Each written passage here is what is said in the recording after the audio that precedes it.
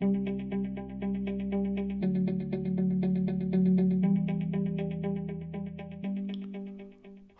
welcome to this next lecture for Ratio Analysis for Beginners.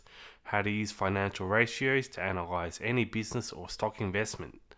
And this lecture is titled, It's Ratio Analysis, not Ratio Computation. Okay, calculating ratios is the start of the journey. So when you're performing ratio analysis, try not to just source ratio analysis formula from the internet or from this course and just calculate them as an end in itself. Actually calculating the ratios is the easy part of the process, and it's the start of the journey. Real ratio analysis involves investigation and critical thinking. So if you begin with calculating the ratios, have a result, and from there you have the investigation and put your thinking cap on. The more time you spend digging, the more analysis involved in the ratio analysis, the more gold you will find. So it's always better to dig a little more and you'll have better results. And try to remember that ratios and their results are contextual. In other words, a single ratio doesn't tell you that much, if anything at all. Having a profit margin of 15% doesn't really tell you a lot about a prospective investment or your particular business.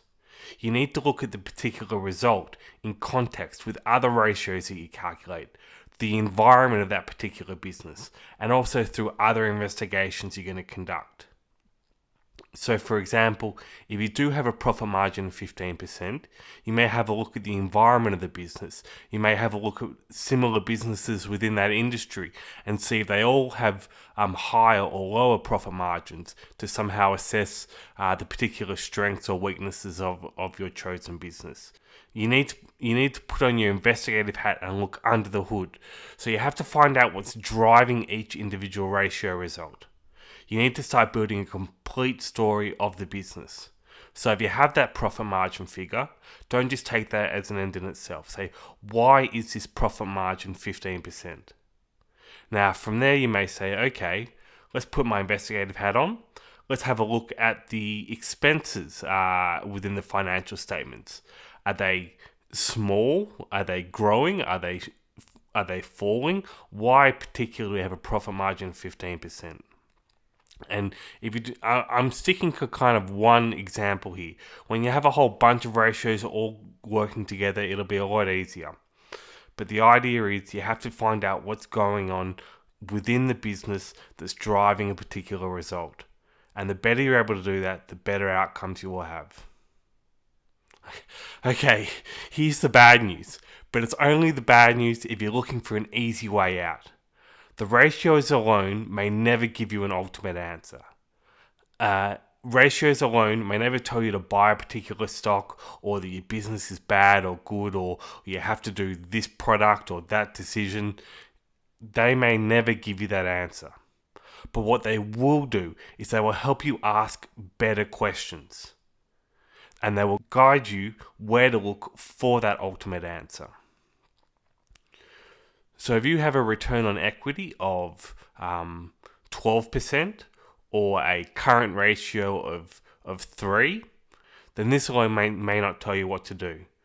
But it will allow you to look in the right places. If you have a current ratio of 2, you can say, okay, does this company have enough cash? Okay, let's go have a look at the balance sheet. And you'll know where to look in the balance sheet for over time and find out what's going on there. Or if you're able to speak to the manager of a particular business, you can say, hey, Bob, Mary, we've got a current ratio of 2. Are you confident that we've got a strong liquidity position? Or what actions are you taking to maintain our current ratio of 2? What strategies do you have to maintain our strong solvency going ahead? Again, these are very straightforward examples. You'd be a lot more detailed, but it allows you to ask better questions. That's something that's a real benefit of ratio analysis. And ultimately, we're talking about ultimate answers a lot. So I'll use the phrase ultimately again.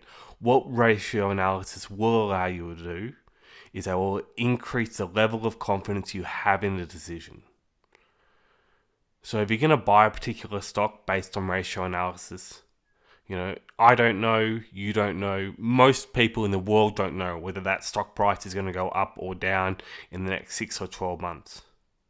But if you do ratio analysis, your confidence that it will go in a certain direction will be increased. It will increase that level of confidence that's behind your decisions. And please don't forget that ratio analysis is a process. It should never be regarded as a one-off activity. Over time, you should build your own repeatable analytical system. I'm going to give you all the groundwork about particular ratios and their strengths and their weaknesses and like a framework.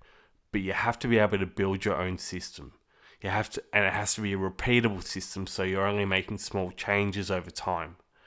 And this system should be about building hypotheses, or in other words, building stories with characters and environments and backgrounds.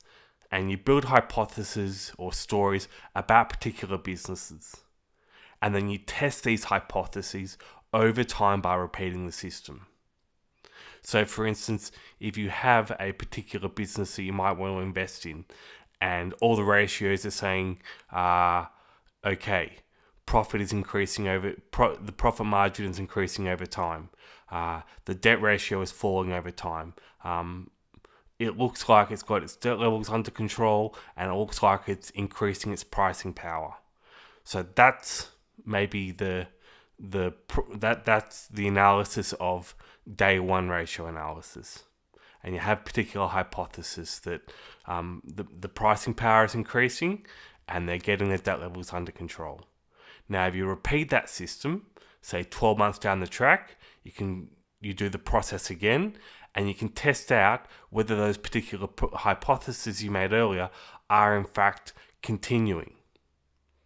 And you can, again, put it in context of how the stock price may have changed over those 12 months and so forth.